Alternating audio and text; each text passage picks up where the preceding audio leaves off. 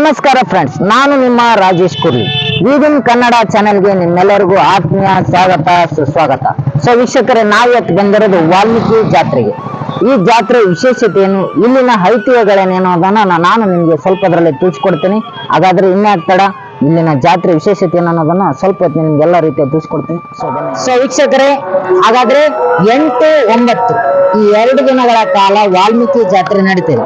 ಹಾಗಾದ್ರೆ ವಾಲ್ಮೀಕಿ ಜಾತ್ರೆಯಲ್ಲಿ ನಡೀತಕ್ಕಂತ ವಿಶೇಷ ಕಾರ್ಯಕ್ರಮಗಳನ್ನು ಯಾವ ರೀತಿ ನಡೀತಾ ಇದೆ, ಇದರ ವಿಶಿಷ್ಟತೆ ಏನು ಅನ್ನೋದನ್ನ ನಾವು ಇವತ್ತು ನೋಡೋಣ. ಹಾಗಾದ್ರೆ ತಡೆಯಕ್ಕೆ ಬನ್ನಿ, ಹೋಗೋಣ.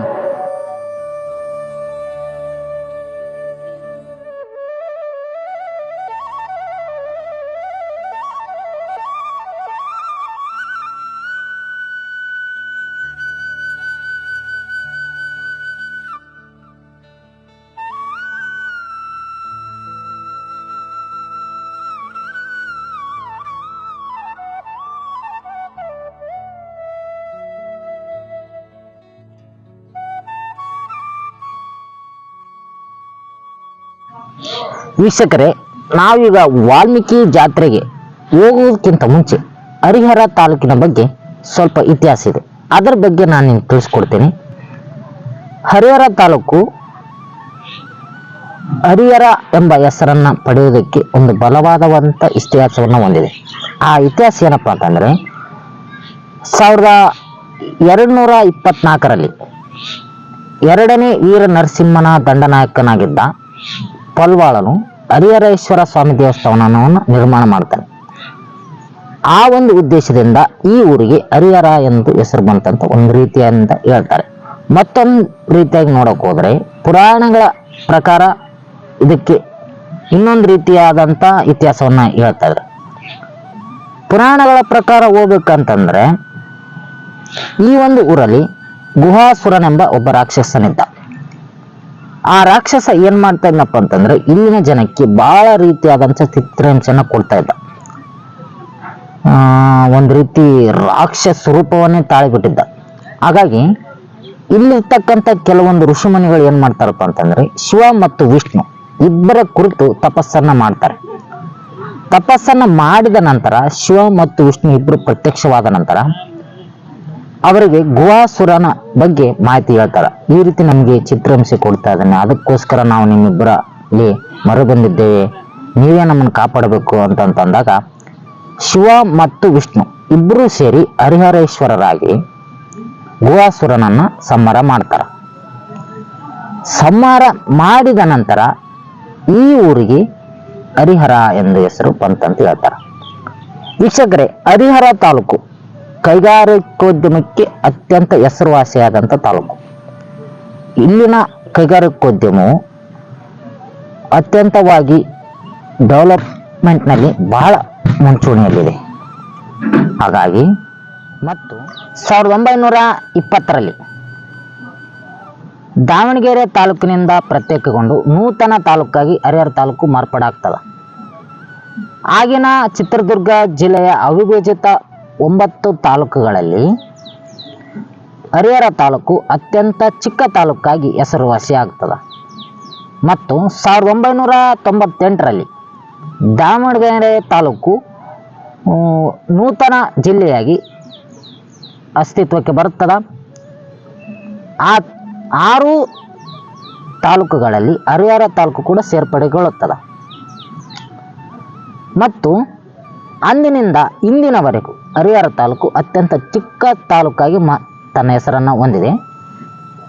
4868 ಚದರ ಕಿಲೋಮೀಟರ್ ಭೂ ವಿಸ್ತೀರ್ಣವನ್ನು ಹರಿಹರ ತಾಲೂಕು ಹೊಂದಿದೆ. ಹಾಗಾಗಿ ಇದನ್ನ ಅತ್ಯಂತ ಚಿಕ್ಕ ತಾಲೂಕು ಎಂದು, ನಮ್ಮ ಕರ್ನಾಟಕ ರಾಜ್ಯದಲ್ಲಿ ಅತ್ಯಂತ ಚಿಕ್ಕ ತಾಲೂಕು ಎಂದು ಕರೆಯುತ್ತಾರೆ. ತುಂಗಭದ್ರಾ ನದಿಯು ಈ ಒಂದು ಪ್ರದೇಶದಲ್ಲಿ ಹರಿದಿರುವ ಕಾರಣ ಉತ್ತರ ಕರ್ನಾಟಕ ಮತ್ತು ದಕ್ಷಿಣ ಕರ್ನಾಟಕ ಎಂದು ವಿಭಜಿಸುವ ಮಾನದಂಡವನ್ನು ಹೊಂದಿದೆ. ಮತ್ತು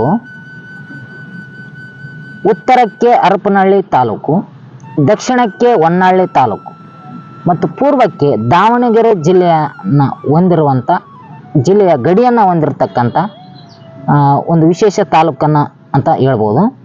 ಒಟ್ಟಾರೆಯಾಗಿ ಹರಿಹರ ತಾಲೂಕು ಕರ್ನಾಟಕದ ಭೌಗೋಳಿಕ ಹಿನ್ನೆಲೆಯಲ್ಲಿ ಮಧ್ಯಭಾಗದಲ್ಲಿದೆ. ಇಲ್ಲಿಂದ ಯಾವುದೇ ಪ್ರದೇಶಕ್ಕೆ ಹೋಗೋದಕ್ಕೆ ಎಲ್ಲ ರೀತಿಯ ರಸ್ತೆ ಸಂಪರ್ಕ ಆಗಿರ್ಬೋದು, ರೈಲ್ವೆ ಸಂಪರ್ಕ ಆಗಿರ್ಬೋದು, ಎಲ್ಲ ರೀತಿಯ ಸಂಪರ್ಕನ ಹೊಂದಿರತಕ್ಕಂಥ ಒಂದು ಪ್ರದೇಶವಾಗಿದೆ. ಹಾಗಾಗಿ ಇದನ್ನು ಕರ್ನಾಟಕದ ಹೃದಯ ಭಾಗ ಎಂದು ಕರೆಯುತ್ತಾರೆ. ಇದಿಷ್ಟು ಹರಿಹರ ತಾಲೂಕಿನ ಬಗ್ಗೆ ಇರತಕ್ಕಂಥ ಮಾಹಿತಿ.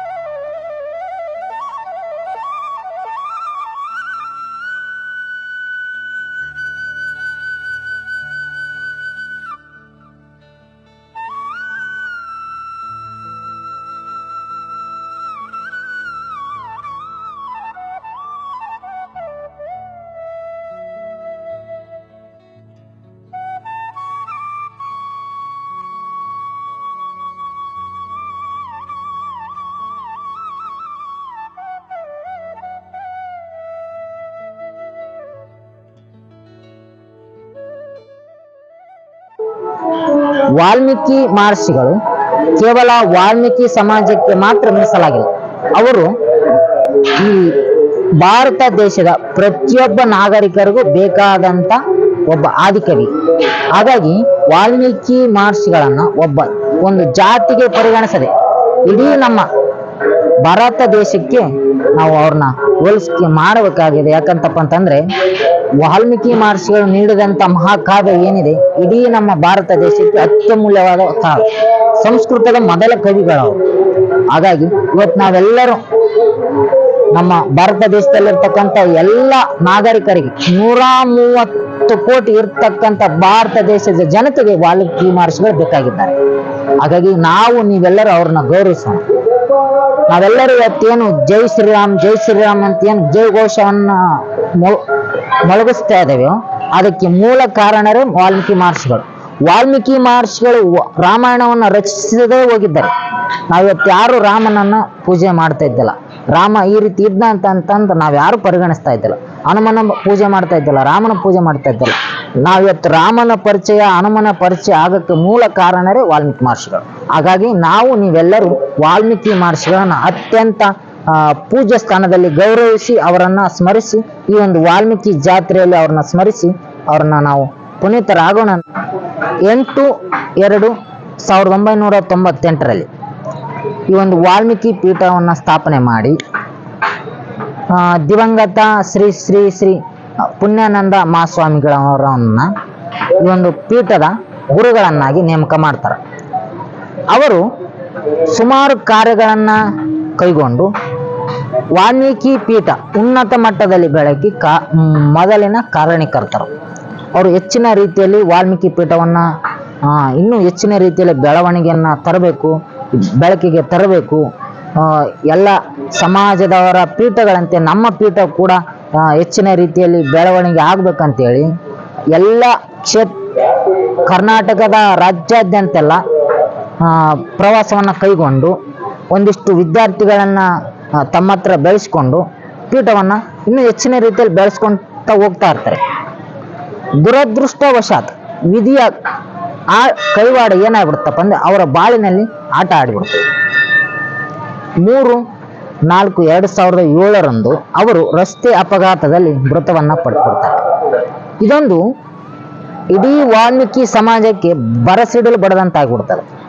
ಇದರಿಂದ ವಾಲ್ಮೀಕಿ ಸಮಾಜವೇ ಅನಾಥವಾಗಿ ಕುಳಿತು ಬಿಡ್ತದೆ. ಸುಮಾರು ದಿನಗಳ ನಂತರ ಎಲ್ಲರೂ ಯೋಚನೆ ಮಾಡಿ ನಮ್ಮ ಪೀಠ ಇದೇ ರೀತಿ ಮುಂದುವರಿತಪ್ಪ ಅಂತಂದ್ರೆ ಮತ್ತೆ ನಾವು ಹಿಂದುಳಿದು ಬಿಡ್ತೀವಿ, ಯಾವುದೇ ರೀತಿಯಾದಂಥ ಬೆಳವಣಿಗೆ ಆಗಲ್ಲ ಅಂತೇಳಿ ಪ್ರಸನ್ನಾನಂದಪುರಿ ಮಹಾಸ್ವಾಮೀಜಿಗಳನ್ನ ಸಂಪರ್ಕ ಮಾಡಿ ಅವರನ್ನ ಈ ಒಂದು ವಾಲ್ಮೀಕಿ ಪೀಠದ ಗುರುಗಳನ್ನಾಗಿ ನೇಮಕ ಮಾಡ್ತಾರೆ. ಅವತ್ತಿನಿಂದ ಇಲ್ಲಿ ತನಕ ಪ್ರಸನ್ನಾನಂದಪುರಿ ಸ್ವಾಮಿಗಳು ಏನ್ ಮಾಡ್ತಾ ಇದ್ದಾರಪ್ಪ ಅಂತಂದ್ರೆ ಅತ್ಯಂತ ಜನಪ್ರಿಯತೆಯಲ್ಲಿ ಮತ್ತು ನಮ್ಮ ಸಮಾಜದ ಯಾವುದೇ ರೀತಿಯಾದಂಥ ಹಕ್ಕುಗಳನ್ನು ಪಡೆದುಕೊಳ್ಳುವಲ್ಲಿ ಸಫಲರಾಗ್ಕೊಂತ ಬಂದಿದ್ದಾರೆ.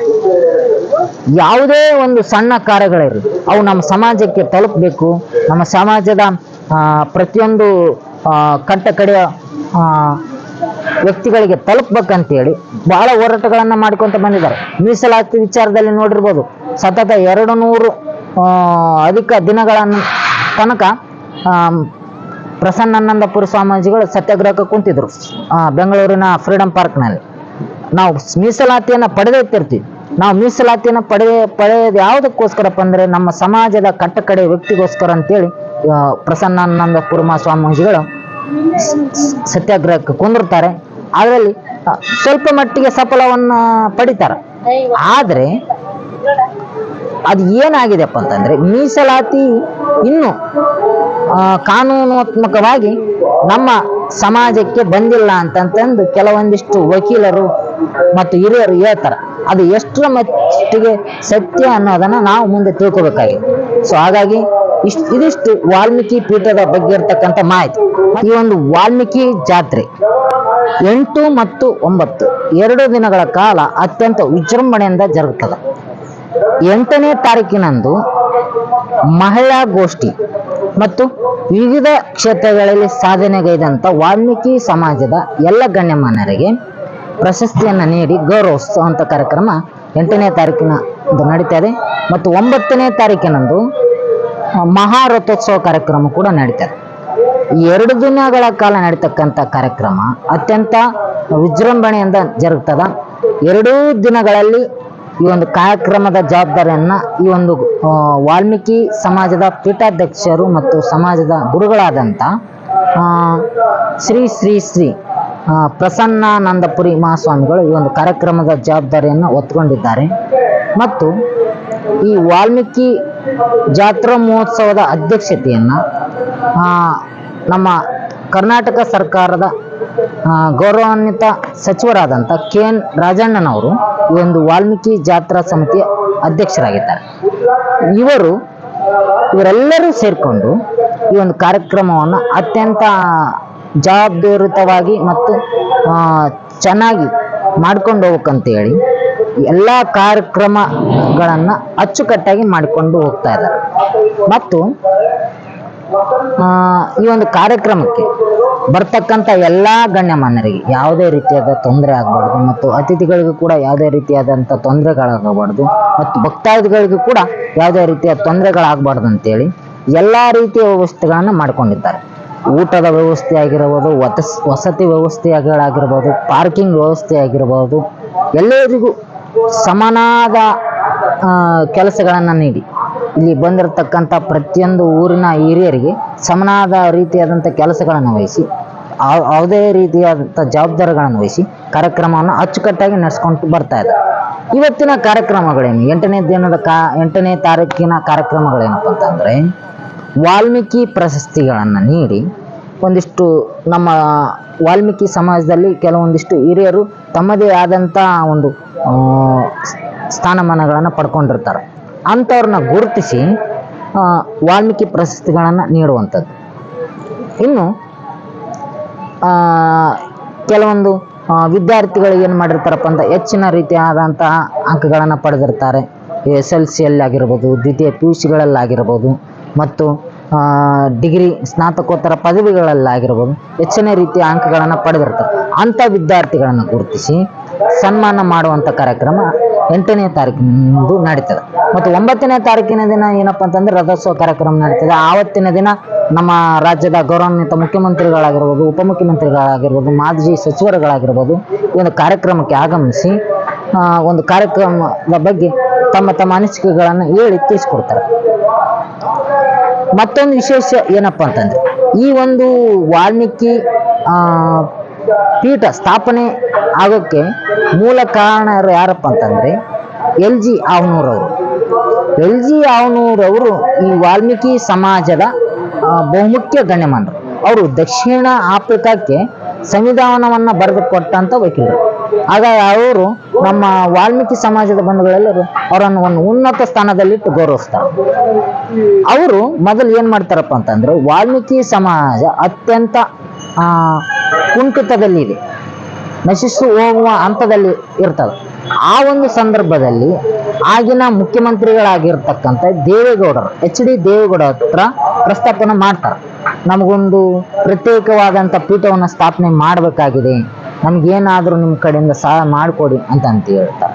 ಅವಾಗ ಮಾನ್ಯ HD ದೇವೇಗೌಡರು ಏನು ಮಾಡ್ತಾರಪ್ಪ ಅಂತಂದರೆ, ರಾಜನಹಳ್ಳಿಯಲ್ಲಿ ಸ್ವಂತ ಭೂಮಿಯನ್ನು ಖರೀದಿ ಮಾಡಿ ವಾಲ್ಮೀಕಿ ಆಶ್ರಮವನ್ನು, ವಾಲ್ಮೀಕಿ ಪೀಠವನ್ನು ಸ್ಥಾಪನೆ ಮಾಡೋಕ್ಕೆ ಅನುಕೂಲ ಮಾಡಿಕೊಡ್ತಾರೆ.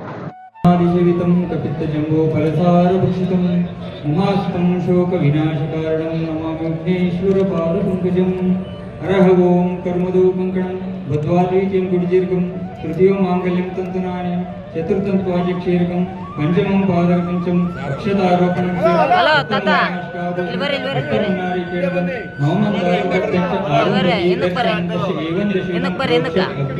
ನಿಶ್ಚಯಂ ಸರ್ವಕಾಲೇ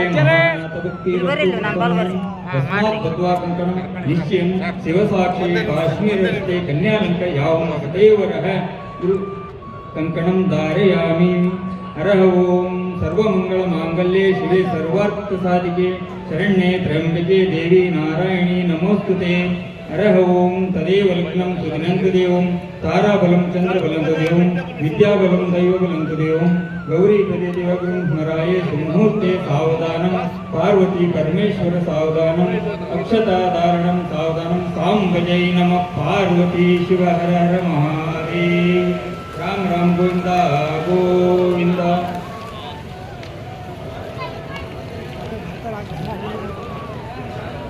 ವೈಚಾರಿಕತೆ ಇಲ್ಲದಿರುವ ಅಶಕ್ತರು, ಅಬಲರು, ಅವಿದ್ಯಾವಂತರು, ಧ್ವನಿ ಇಲ್ಲದವರು, ಹಾಗಿದ್ರೆ ನೌಕರರಿಂದ, ನೌಕರ ಸಮಾವೇಶದಿಂದ, ಒಂದು ಅರಿವಿನ ಜಾತ್ರೆಯಿಂದ, ನಮ್ಮದೇ ಆದ 7ನೇ ವಾರ್ಷಿಕ ಸಾಂಸ್ಕೃತಿಕ ಹಬ್ಬದಿಂದ, ಇಲ್ಲಿ ನಡೆಯುವ ಎಲ್ಲ ವಿಚಾರ ಗೋಷ್ಠಿಗಳಿಂದ ನಮ್ಮ ನಮ್ಮ ಮನೆಗಳಿಗೆ ನಾವು ತೆಗೆದುಕೊಂಡು ಹೋಗಬೇಕಾದ ಸಂದೇಶ ಏನು? ಗತ ವೈಭವ. ಹೌದು, ಪೆರಿಯಾರ್ ನಮ್ಮವರು, ಸಿಂಧೂರ ಲಕ್ಷ್ಮಣ ನಮ್ಮವನು, ಮದಕರಿ ನಾಯಕ ನಮ್ಮವನು, ಓಬಣ್ಣ ನಾಯಕ ನಮ್ಮವನು, ಮಾರಪ್ಪ ನಾಯಕ ನಮ್ಮವನು, ವೆಂಕಟಪ್ಪ ನಾಯಕ ನಮ್ಮವನು, ಸಿಂಗ ನಾಯಕ ನಮ್ಮವನು, ಹಲಗಲಿಯ ಬೇಡರ ಜಗದಣ್ಣ ಬಾಬಣ್ಣ ನಮ್ಮವನು, ಮಹರ್ಷಿ ವಾಲ್ಮೀಕಿ ನಮ್ಮವರು, LG ಹಾವನೂರು ನಮ್ಮವರು, ತಿಪ್ಪೇಸ್ವಾಮಿಯವರು ನಮ್ಮವರು. ಸುಮಾರು 50 ವರ್ಷಗಳಿಗೂ ಹೆಚ್ಚು ಹರ್ತಿಕೋಟೆ ಅಂತಕ್ಕಂಥ ಒಂದು ಸಣ್ಣ ಗ್ರಾಮದಲ್ಲಿ ಒಂದು ಪ್ರಕಾಶನವನ್ನ ಹಾಕಿಕೊಂಡು ಸ್ಥಾಪಿಸಿ ಸ್ವಂತ ಹಣದಲ್ಲಿ ಇಡೀ ಸಮುದಾಯದ ಸಾಂಸ್ಕೃತಿಕ ಸಾಮಾಜಿಕ ಚರಿತ್ರೆಯನ್ನ ಕಾಪಾಡುತ್ತಿರುವವರು ನಮ್ಮವರು. ಹರ್ತಿಕೋಟಿ ವೀರೇಂದ್ರ ಸಿಂಗ್ ಸಾಹೇಬ್ರಂತವರು. ಇತ್ತೀಚೆಗೆ ಅಮರೇಶ್ ಯಾತ್ಗಲ್ ಮತ್ತು ಅವರ ಸಂಪೂರ್ಣ ತಂಡ ನೌಕರರ ಬಳಗದಲ್ಲಿ, ಅದರಲ್ಲೂ ಪೊಲೀಸ್ ಇಲಾಖೆಯಲ್ಲಿ ಸದಾ ತಮ್ಮ ಕ್ರಿಯಾಶೀಲತೆಯಿಂದ ಎಚ್ಚೆತ್ತಿಸುವ ನಮ್ಮ ಪಂಪಾಪತಿ ವೆಂಕಟಪ್ಪ ನಾಯಕ, ಇವರೆಲ್ಲರೂ ನಮ್ಮವರೇ.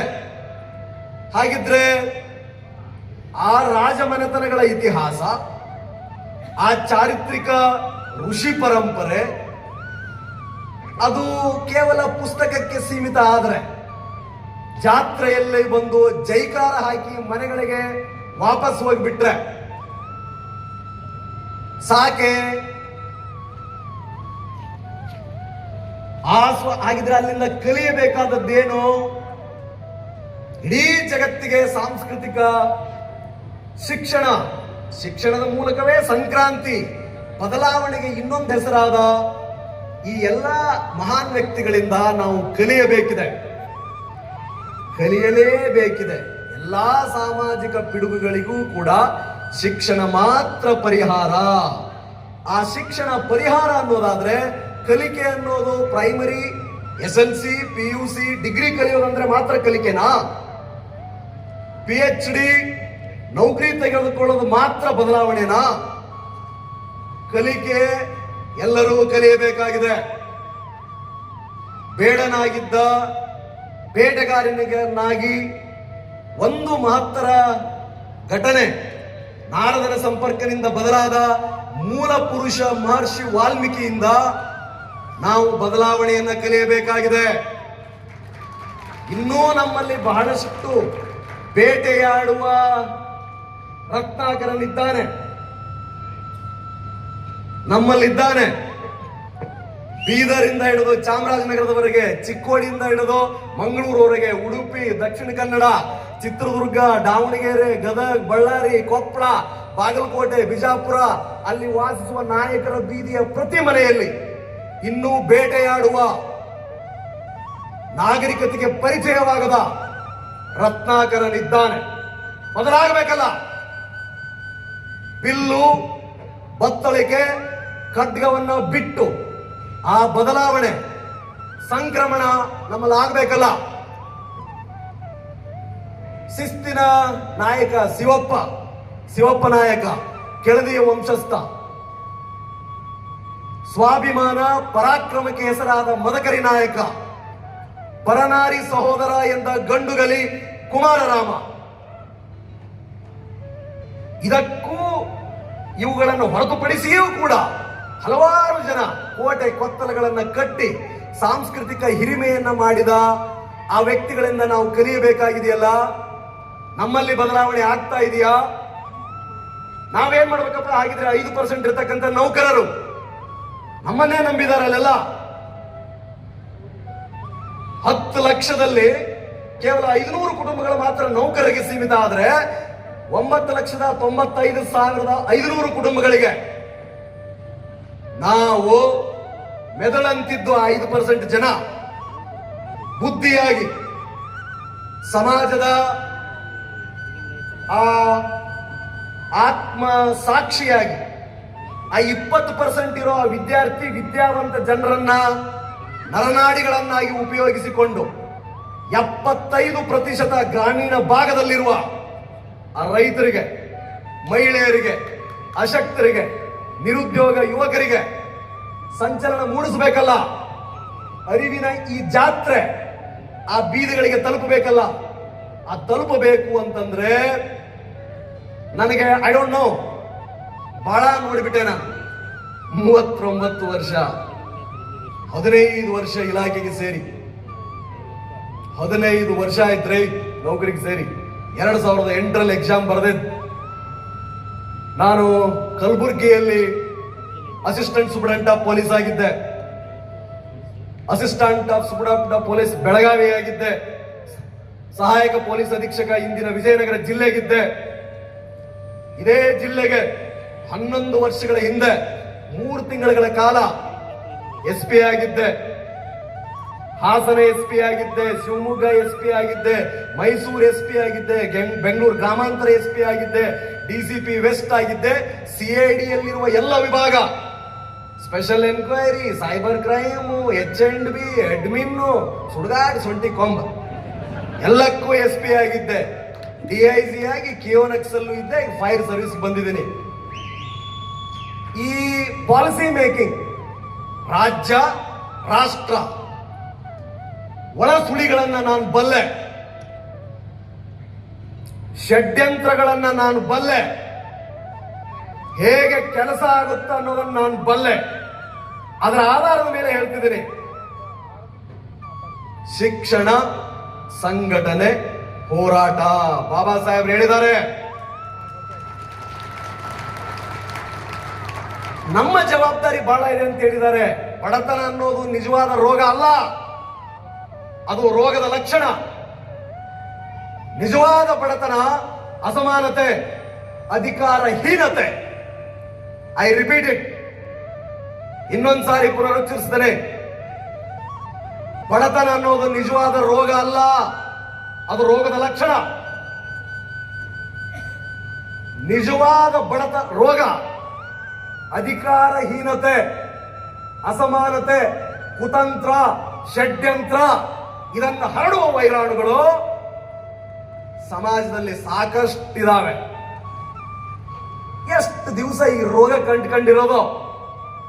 ಕೇಂದ್ರ ಸರ್ಕಾರದ 50 ಇಲಾಖೆ, ರಾಜ್ಯ ಸರ್ಕಾರದ 34 ಇಲಾಖೆ ರಾಜ್ಯ ಸರ್ಕಾರದ 3,28,000 ಒಂದು ವರ್ಷಕ್ಕೆ ಕೋಟಿ ಬಜೆಟ್, 28,000 ಕೋಟಿ SC STಗೆ ಮೀಸಲಾಗಿ ಇಟ್ಟಿರೋದು. ಸಾವಿರಾರು ಶಾಲೆಗಳಂತೆ, ಸಾವಿರಾರು ಯೋಜನೆಗಳಂತೆ 75 ವರ್ಷ ಕಳೆದ್ರು ಇನ್ನೂ ಕೂಡ 74% ಜನ ಭೂ ಹಿಡಿತ ಇಲ್ಲದವರು, 10,000ಕ್ಕೂ ವಾರ್ಷಿಕ ಆದಾಯವಿಲ್ಲದಿರುವವರು ಇನ್ನೂ ಇದೀವಿ ಅಂತಂದ್ರೆ ಯಾವ ಗನಂದಾರಿ ಕೆಲಸ ಆಗಿದೆ? ಯೋಜನೆಗಳ ಸಾಫಲ್ಯತೆ ಎಲ್ಲಿದೆ? ಹಬ್ಬ ಹರಿದಿನ ಜಾತ್ರೆ, ಅಪ್ಪ ಮಕ್ಕಳು 10 ಲಕ್ಷ ಕುಟುಂಬ ಅಂತ ಏನ್ ಹೇಳಿದ್ನಲ್ಲ, ಸಾಯಂಕಾಲ ಕೂತ್ರೆ ಇದು ಟಾಪಿಕ್ ಆಗ್ಬೇಕು ಮಾತನಾಡೋದು. This should be the topic. ಇದು ಚರ್ಚೆ ವಿಷಯ ಆಗ್ಬೇಕು. ಮಗನಿಗೆ ಹೇಳ್ಬೇಕು, ಏನ್ ಮಗ ಏನ್ ಓದ್ತಾ ಇದೀಯಾ? ನಾನಂತೂ ಓದಲಿಲ್ಲ.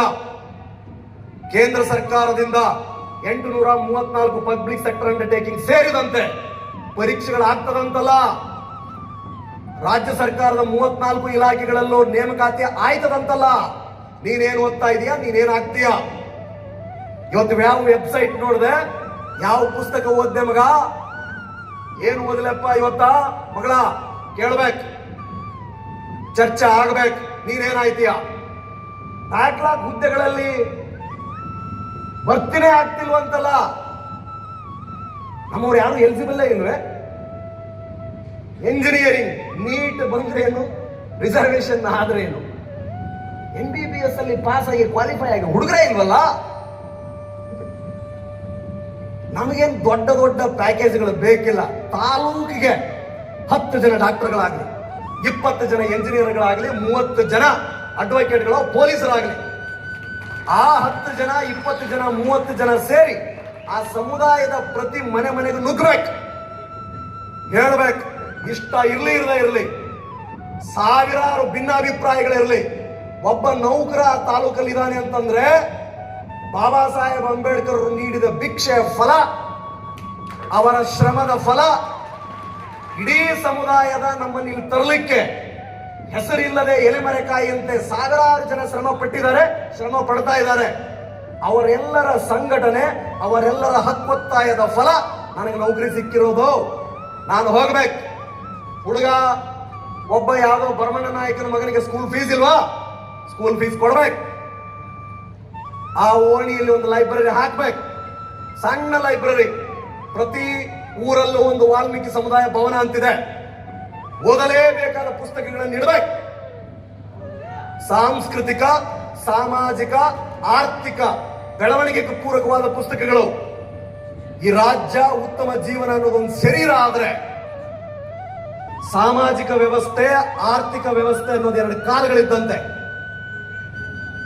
ಉತ್ತಮ ಜೀವನ, ರಾಜಕಾರಣ ಅಥವಾ ಬದುಕು ಅನ್ನೋದು ಇಡೀ ಒಂದು ಶರೀರ ಅನ್ನೋದಾದ್ರೆ, ಸಾಮಾಜಿಕ ವ್ಯವಸ್ಥೆ, ಆರ್ಥಿಕ ವ್ಯವಸ್ಥೆ ಅನ್ನೋದು 2 ಕಾಲುಗಳಿದ್ದಂತೆ. ಆ 2 ಕಾಲುಗಳಿಗೇನೆ ರೋಗ ಹತ್ಕೊಂಡ್ಬಿಟ್ರೆ ಹೆಂಗ್ ಕಣಯ್ಯ? ಶರೀರ ಹೆಂಗಿರ್ತದೆ? ಕರೆಕ್ಟ್ ಆಗಿರ್ತದ? ನಮ್ಮ ಸಾಮಾಜಿಕ ವ್ಯವಸ್ಥೆ, ನಮ್ಮ ಆರ್ಥಿಕ ವ್ಯವಸ್ಥೆಗೆ ರೋಗ ಹತ್ಕೊಂಡಿದೆ. ಬಡತನ ಮೆಟ್ಟಿ ಅದನ್ನ ಕಿಂತು ತೀಳ್ತಾ ಇದೆ. ಅಸಮಾನತೆ ಇದೆ, ತಿರಸ್ಕಾರ ಇದೆ, ಒಳ ಯೋಜನೆಗಳು ಬಹಳಷ್ಟಿದೆ. ವ್ಯಾಕ್ಸಿನ್ ತಗೊಳ್ಳೇಬೇಕು, ಗಟ್ಟಿಯಾಗಲೇಬೇಕು.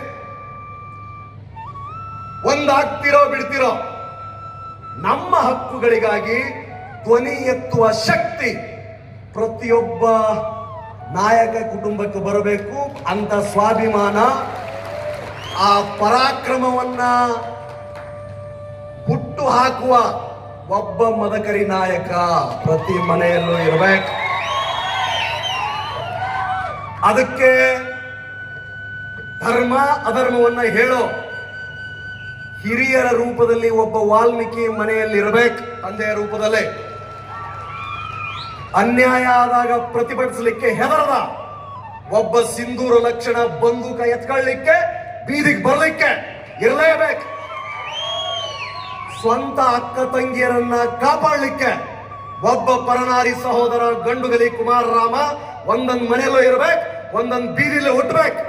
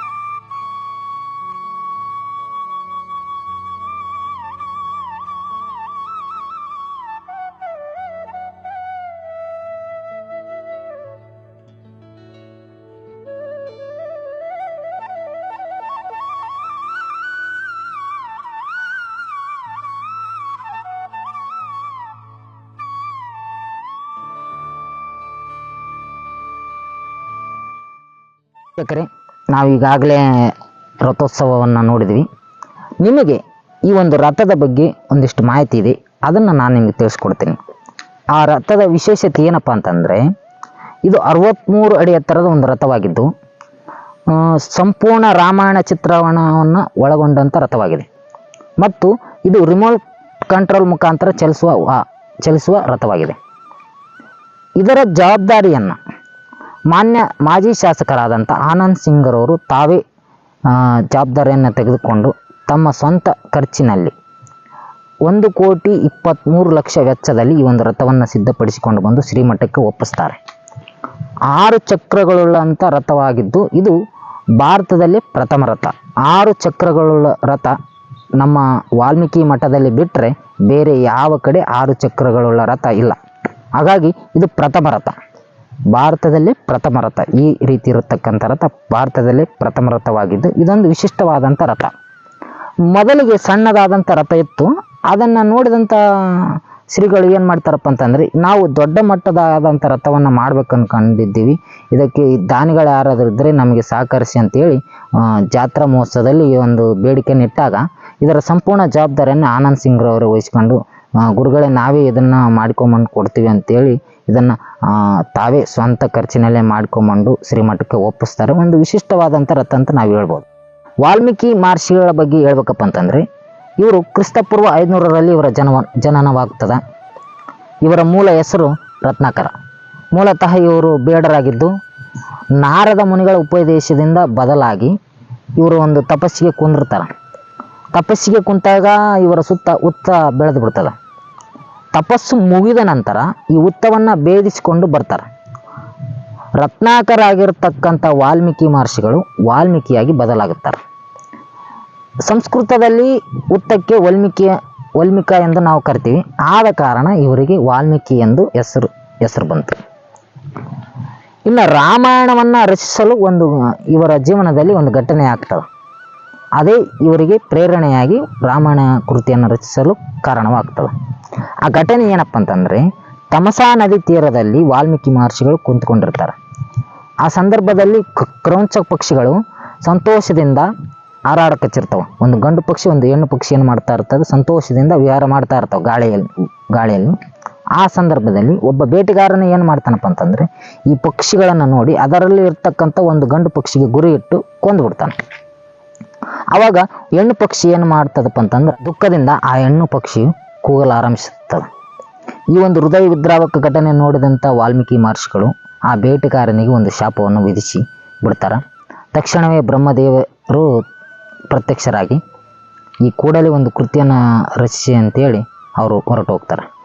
ನಾರದ ಮುನಿಗಳಿಂದ ಕೆಲವೊಂದಿಷ್ಟು ಮಾಹಿತಿಗಳನ್ನು ಸಂಗ್ರಹಿಸಿ 24,000 ಶ್ಲೋಕಗಳನ್ನು ಒಳಗೊಂಡ ಒಂದು ಕೃತಿಯನ್ನು ರಚಿಸುತ್ತಾರೆ. ಅದೇ ರಾಮಾಯಣ.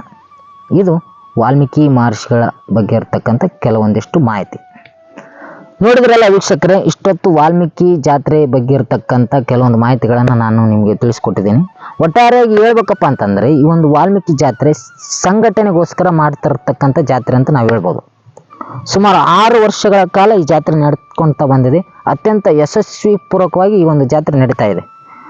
ಸಮಾಜದ ಕಟ್ಟಕಡೆ ವ್ಯಕ್ತಿಗೆ ಮಾಹಿತಿಯನ್ನು ತಲುಪುವ ಸಲುವಾಗಿ ಈ ಒಂದು ಜಾತ್ರೆಯ ಉದ್ದೇಶವಾಗಿತ್ತು.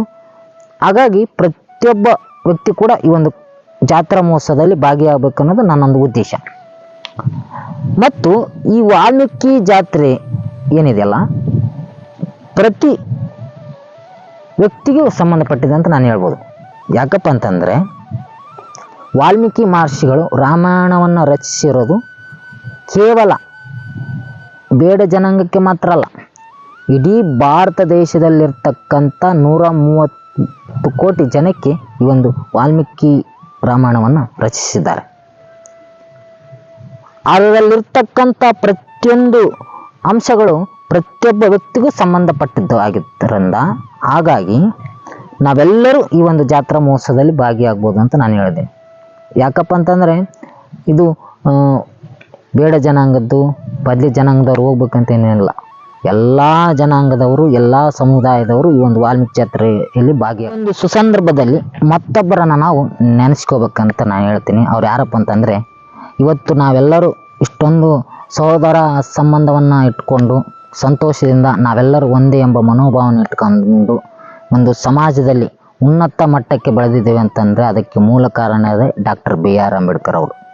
ಡಾಕ್ಟರ್ ಬಿ ಆರ್ ಅಂಬೇಡ್ಕರ್ ಅವರು ಸಂವಿಧಾನವನ್ನು ರಚಿಸಿದ ನಂತರ ನಾವೆಲ್ಲರೂ ನಮ್ಮ ಸಮಾಜಕ್ಕೆ ದೊರೆತಕ್ಕಂಥ ಪ್ರತಿಯೊಂದು ಮಾಹಿತಿಯನ್ನು ನಾವು ತಿಳ್ಕೊಂಡಿದ್ದೇವೆ.